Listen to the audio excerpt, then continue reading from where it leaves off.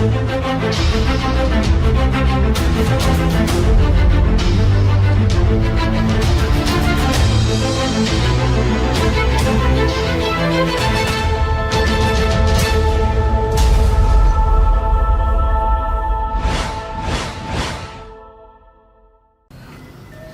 sekarang kita akan membahas tentang kata dan kalimat ya.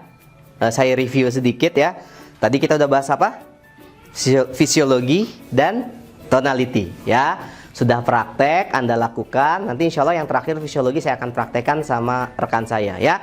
Oke, sekarang kita akan bahas kata dan kalimat. Nah, kata dan kalimat perlu Anda setting atau perlu Anda pahami bahwa untuk mengungkapkan sesuatu dengan kata atau kalimat tertentu itu memiliki efek yang berbeda. Ya, jadi Anda harus pahami ini. Setiap kata yang Anda ucapkan, setiap kalimat yang Anda ucapkan itu pasti memiliki efek yang berbeda. Ya, apalagi kalau ditambah dengan intonasi dan gestur tubuh Anda. Ya, apalagi kalau misalnya Anda sedang nulis update status, itu juga beda lagi ya, nggak ada gestur, nggak ada tonality gitu ya. Makanya saya pernah menulis update status saya tentang tulisannya gini, anjing gitu ya. Bagi orang yang sedang membaca, ada responnya beda-beda. Ada yang astagfirullahaladzim Kang, kok ngomongnya kasar gitu ya. Ada yang bilang, ada juga yang statusnya gini, balas status saya anjing, kuda, kucing gitu ya. Nah, itu contoh bahwa ternyata setiap kalimat itu ternyata memiliki efek yang berbeda ya. Nah, dan setiap orang tuh berhak untuk mempersepsikan apapun gitu ya, berhak untuk mempersepsikan apapun. Nah, tugas kita juga bukan sebagai orang yang memprediksi supaya orang itu sesuai dengan benar-benar 100% arahan kita. Enggak, kita nggak bisa seperti itu teman-teman semua. Yang bisa kita lakukan adalah mengemas pesan itu supaya efeknya, supaya hasilnya, supaya apa ya, sesuai dengan efeknya, sesuai dengan apa yang kita harapkan. Nah, kalau Anda sudah paham itu, kita akan kasih contohnya ya. Contoh, ini kata saya dan aku ya, saya atau aku. Nah, kalau Anda mengatakan saya atau aku, berarti memang Anda sedang menunjukkan diri atau otoritas ya. Ketika Anda mengungkapkan sesuatu, misalnya Anda ditanya pendapat nih, gimana menurut Kang Mufti? Kalau menurut saya, itu berarti Anda sedang menunjukkan otoritas Anda. Menurut saya, kalau menurut aku nih, nah itu Anda sedang mengeluarkan subjektivitas yang sangat tinggi atau memahamkan kepada rekan bicara Anda bahwa saya punya otoritas. Oke, saya atau aku. Nah, sekarang yang kedua, misalnya ini contohnya, ketika Anda tadi sedang ditanya bagaimana kamu bisa bekerja dengan baik, saya ingin, atau misalnya gini, Anda sebagai seorang atasan, Anda mengungkapkan sesuatu atau Anda ingin si bawahan atau orang karyawan Anda bekerja dengan baik. Anda mengungkapkan seperti ini, saya ingin Anda bekerja dengan baik, saya ingin Anda bekerja dengan baik. Berarti itu Anda sedang menunjukkan otoritas ya.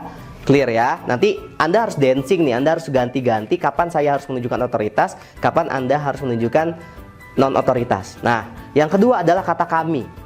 Kami ini adalah menunjukkan tim atau kesatuan dari bagian tertentu ya. Contoh nih, tadi contoh saya dan aku tadi ya, saya ingin Anda bekerja dengan baik. Berarti Anda sedang menunjukkan otoritas Anda. Kalau Anda mengganti kata kami ya, itu beda tuh efeknya. Coba ya, Anda resapi nih. Kami ingin Anda bekerja dengan baik. Kami. Kalau tadi saya, berarti saya aja. Saya cuman hanya tunggal. Tapi kalau kami, saya dan orang-orang di belakang saya dan organisasi saya dan perusahaan saya. Paham? Ini menunjukkan bagian atau tim kesatuan tertentu. Clear ya? Oke. Kalau kita, ini menunjukkan kebersamaan atau bagian secara menyeluruh. Dan ini kedua belah pihak efeknya. Contoh nih, kita ingin Anda bekerja dengan baik. Kita ingin berarti siapa? Menunjukkan siapa? Bisa saya, bisa Anda gitu ya. Bisa orang-orang yang tergabung dalam organisasi itu gitu ya. Berarti kita itu menunjukkan kedua belah pihak. Nah, Anda perlu apa ya? Perlu paham konteksnya nanti ya. Kapan Anda mengganti kata saya, kapan Anda mengganti kata kami, kapan Anda mengganti kata kita ya. Nah, ini memang efeknya beda-beda rekan-rekan semua. Ketika Anda menggunakan kata kita, sebenarnya itu sangat powerful ketika Anda ingin mempengaruhi dia. Contoh misalnya ya, Anda ingin negosiasi bisnis Anda supaya closing, ya. Anda menggunakan kata kita. Kita kan ingin ya semua sama-sama maju. Kita ingin kehidupan kita jadi semakin sejahtera. Kita menggunakan kata kita berarti sedang mengajak rekan bicara Anda untuk bersama-sama. Paham? Terus kalau kami gimana? Ini kami menunjukkan tim itu ya. Ini konteksnya ketika Anda sedang Anda sebagai seorang atasan atau Anda sebagai seorang yang memang lebih dibandingkan rekan bicara Anda. Itu bisa menggunakan kami atau saya. Tapi kalau saya itu benar-benar menunjukkan otoritas ya. Saya, ketika Anda ditanya, responnya ketika Anda bilang saya, berarti Anda sedang menunjukkan otoritas. Anda tinggal ganti-ganti saja. Setiap kata itu efeknya berbeda. Paham? Oke. Ada lagi nih. Tadi kata ganti orang pertama. Sekarang kata sambung. Nah, ternyata kata sambung itu punya efek yang juga berbeda. Ya, ini menarik nih. Kata sambung itu memiliki efek juga yang berbeda. Setiap kata itu memiliki efek yang berbeda. Sekarang kita akan contohkan dan. Ya, dan itu adalah menggabungkan dua kalimat. Saya ulangi, dan itu adalah menggabungkan dua kalimat. Oke. Contoh misalnya ya. Ya, ini saya sebut saya sebut orangnya Budi ya. Kalau misalnya Anda seorang namanya Budi, ya ini cuma nanya contoh ya. Saya nggak ngedoain ya. Oke, Budi ganteng dan pelit. Budi ganteng dan pelit. Fokusnya kemana? Ini pakai kata dan nih. Iya, dua-duanya. Budi ganteng dan pelit. Berarti Budi itu ganteng dan pelit, sama pelit gitu ya. Ya ganteng dan pelit. Jadi dua-duanya. Ganteng, pelit itu jadi satu. Itu kata dan ya. Sekarang kita rubah nih. Tapi ya, tapi. Sama kalimatnya sama yang tadi ya. Nah, tapi itu dia mengidentifikasikan fokus kalimat terakhir. Fokus kalimat terakhir. Contoh, Budi ganteng tapi pelit. Tadi kan dua-duanya nih kalau dan nih, Budi ganteng dan pelit itu dua-duanya. Tapi Budi ganteng tapi pelit, fokus kemana? Tapi kan, fokus ke pelit kan? Karena fokusnya setelah kata tapinya, kalimat akhirnya. Nah, ini yang membuat akhirnya banyak orang juga salah persepsi atau salah mengutarakan sesuatu. Contoh misalnya, Kang, saya pengen sukses Kang, tapi saya kan masih muda. Halo, gimana? Fokusnya kemana? Fokusnya jadi ke masalah kan? Betul. Saya pengen sukses Kang, tapi saya masih muda. Fokusnya kemana? Saya masih muda, itu jadi masalah kan? Betul. Nah, sekarang Anda ganti dong. Saya masih muda, tapi saya pengen sukses. Paham? Saya masih muda, tapi saya pengen sukses. Fokusnya jadi di belakang ya. Anda pengen sukses. Oke. Sekarang kata yang ketiga. Kata sambung yang ketiga adalah memakai walaupun. Walaupun. Oke.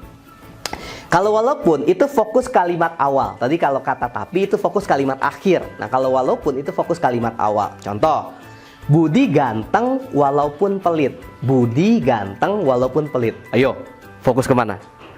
Fokus ke gantengnya kan? Tadi kalau kata tapi fokus ke pelit. Lihat teman-teman semua, rekan-rekan semua. Mengubah kata sambung itu mengubah efek. Oke, mengubah kata sambung itu mengubah efek. Nah, Anda harus pintar-pintar nih, harus mahir-mahir menggunakan kata-kata ini gitu ya. Tentunya Anda tidak lupa ya, fisiologi juga harus selaras, tonality juga harus Anda perbaiki gitu ya, supaya komunikasi Anda lebih efektif ya. Budi ganteng walaupun pelit, jadi fokus kemana? Ganteng ya. Nah, terakhir, ini kata dulu, ini dulu keren banget. Bagi saya itu keren banget, apalagi buat Anda yang pingin mengasosiasikan sesuatu jadi lebih elegan. Nah, contohnya gini ya. Jadi kata dulu itu membuat kalimat yang disertai dulu itu menjadi tidak relevan lagi dengan waktu sekarang. Ini otomatis, walaupun kita nggak bilang kalimat selanjutnya. Contoh, dulu restoran ini enak loh. Berarti sekarang nggak enak. Tanpa kita sadari, ketika kita bilang dulu, rekan bicara kita akan mengkonversi kata sebaliknya. Dulu dia mah baik loh. Berarti sekarang nggak baik. Jadi ketika kata dulu baik, berarti sekarang nggak baik. Dulu enak restorannya, berarti sekarang nggak enak. Lihat, kata dulu itu mengkonversi dengan mudahnya, dengan cepatnya. Nah, gimana cara kita menggunakannya? Contoh misalnya, Anda sedang menegosiasikan bisnis Anda, ya. Dia bilang, rekan bicara Anda bilang kayak gini, aduh, produk ini mahal ya. Gitu contohnya ya, aduh, produk ini mahal ya. Pakai kata dulu tuh efektif, ya. Gini bilangnya, iya ya, dulu saya juga berpikiran sama kayak Anda, mahal. Berarti kalau sekarang murah, paham kan? Nah, dengan menggunakan itu, kalimat Anda, komunikasi Anda jauh lebih efektif. Clear?